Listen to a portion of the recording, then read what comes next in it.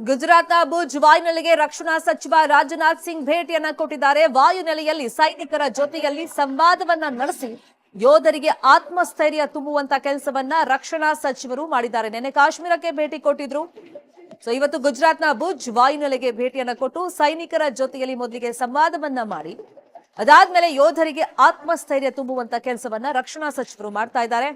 ಈ ಮುಖಾಂತರ ಇವತ್ತೂ ಕೂಡ ಪಾಕಿಸ್ತಾನಕ್ಕೆ ಕಠಿಣ ಸಂದೇಶ ರವಾನೆ ಮಾಡುವಂತ ಸಾಧ್ಯತೆ ಇದೆ. ಇವತ್ತು ಯಾವ ತರ ಹೇಳಿಕೆಗಳನ್ನ ಅವ್ರು ಕೊಡ್ತಾರೆ, ಪಾಕಿಸ್ತಾನಕ್ಕೆ ಎಚ್ಚರಿಕೆಯನ್ನ ರವಾನೆ ಮಾಡ್ತಾರೆ ಅನ್ನೋದನ್ನ ನೋಡ್ಬೇಕು. ನೆನೆ ಶ್ರೀನಗರಕ್ಕೆ ಭೇಟಿಯನ್ನ ಕೊಟ್ಟಿದ್ರು. ಆ ಸಂದರ್ಭದಲ್ಲಿ ರಾಜನಾಥ್ ಸಿಂಗ್ ಪಾಕಿಸ್ತಾನದ ವಿರುದ್ಧ ಗುಡುಗಿದ್ರು, ಕಠಿಣ ಸಂದೇಶವನ್ನ ಎಚ್ಚರಿಕೆಯನ್ನ ರವಾನೆ ಮಾಡಿದ್ರು.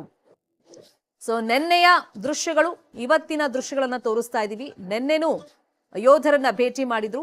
ಜಮ್ಮುವಿನಲ್ಲಿ ಶ್ರೀನಗರಕ್ಕೆ ತೆರಳಿ ಯೋಧರ ಜೊತೆಯಲ್ಲಿ ಮಾತುಕತೆಯನ್ನ ನಡೆಸಿ ಆತ್ಮಸ್ಥೈರ್ಯ ತುಂಬುವಂತ ಕೆಲಸವನ್ನ ರಕ್ಷಣಾ ಸಚಿವರು ಮಾಡೋದ್ರ ಜೊತೆಯಲ್ಲಿ ಪಾಕಿಸ್ತಾನಕ್ಕೆ ಎಚ್ಚರಿಕೆ ಸಂದೇಶವನ್ನ ರವಾನೆ ಮಾಡಿದ್ರು. ಇವತ್ತು ಗುಜರಾತ್ನ ಭುಜ್ ವಾಯುನೆಲೆಗೆ ಭೇಟಿಯನ್ನ ಕೊಟ್ಟು ಮೊದಲಿಗೆ ಆಪರೇಷನ್ ಸಿಂಧೂರ್ನಲ್ಲಿ ಇವರ ಕಾರ್ಯವೈಖರಿಗೆ ಆಪರೇಷನ್ ಸಿಂಧೂರ್ ಯಶಸ್ವಿಗೊಳಿಸಿದ್ದಕ್ಕೆ ಅಭಿನಂದನೆಯನ್ನ ಸಲ್ಲಿಸ್ತಾ ಯೋಧರ ಜೊತೆಯಲ್ಲಿ ಸಂವಾದವನ್ನ ನಡೆಸ್ತಾ ಯೋಧರಿಗೆ ಆತ್ಮಸ್ಥೈರ್ಯ ತುಂಬುವಂತ ಕೆಲಸವನ್ನ ರಕ್ಷಣಾ ಸಚಿವರು ಇವತ್ತು ಮಾಡ್ತಾ ಇದ್ದಾರೆ. ಅದರ ಜೊತೆಯಲ್ಲಿ ಇವತ್ತು ಪಾಕಿಸ್ತಾನಕ್ಕೆ ಕಠಿಣ ಸಂದೇಶವನ್ನ ರವಾನೆ ಮಾಡ್ತಾರೆ.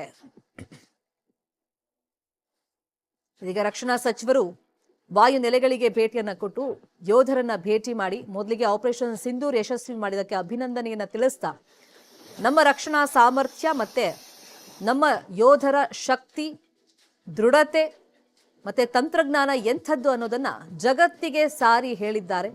ನಮ್ಮ ಭಾರತೀಯ ಯೋಧರು ಅವರಿಗೆ ಅಭಿನಂದನೆ ತಿಳಿಸ್ತಾ ಆತ್ಮಸ್ಥೈರ್ಯ ಮತ್ತಷ್ಟು ಹೆಚ್ಚು ಮಾಡುವಂತ ಕೆಲಸವನ್ನ ರಕ್ಷಣಾ ಸಚಿವರು ಮಾಡ್ತಾ ಇದ್ದಾರೆ.